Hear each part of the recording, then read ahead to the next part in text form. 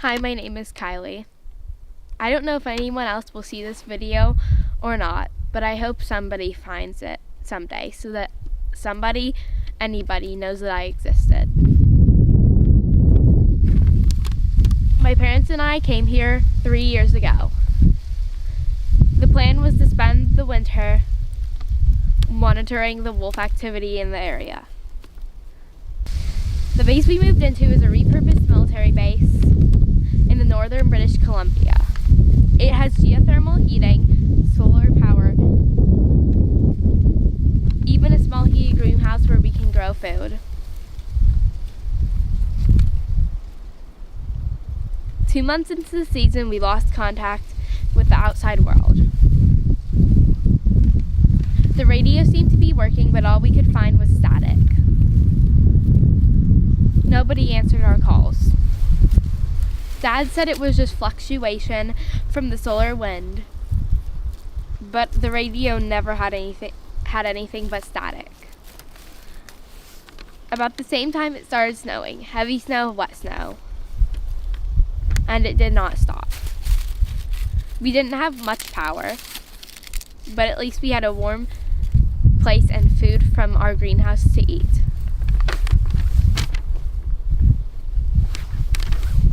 It would stop snowing briefly and we would go outside. Dad would look at the sky. He was trying to hide it, but I knew he was looking for planes. We never saw any. He would tell us that in the spring, they would send a helicopter and take us home. Spring didn't come that year. The snowfall lightened. But the snow on the ground never melted. The copters never came. The snow was still falling in what should have been late summer. The GPS was still working. So Dad decided he was going to hike 30 miles to the nearest logging road and follow it to find help. He packed his bag and we all gave him a long hug before he left. I cried. I was afraid I would never see him again. The snow started falling heavily again in early autumn. Mom and I settled in, hoping my father was safe and would bring back help. We were sad, but we never gave up hope. I got sick. I had a fever of 102 for days. My mom got sick at the same time. She took care of me anyway.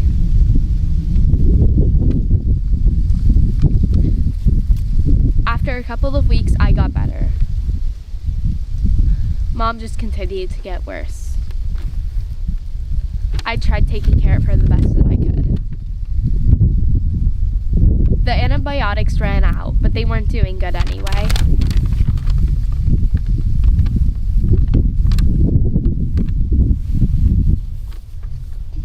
Mom died. I didn't know what to do. I drug her body outside and laid her down beside a small spruce tree. I buried her body in snow.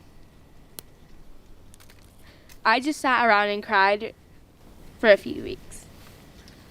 And I slept a lot. There wasn't anything else I could do. Eventually spring came. The sun shone and some of the snow started to melt. I would just look outside and pretend that I could hear helicopters. By late summer, there were a few patches of bare ground. Then it started snowing again. I would periodically check the radio, but I never found anything but static. I was snowed in for the winter. I read what books we had and stuff I could find on the computer. I watched a few videos that we had over and over again until I had them memorized. Eventually spring came again. Some of the snow started to melt and the days grew longer. I started going for walks in this little patch of woods I found. I like to watch the animals and birds scurrying around trees. It is peaceful here. It gives me a break from being trapped inside, surrounded by nothing but my own thoughts. It still snows sometimes, but this is probably as warm as it's going to get. The snow has melted as much as it's going to melt. I am so lonely, so terribly lonely.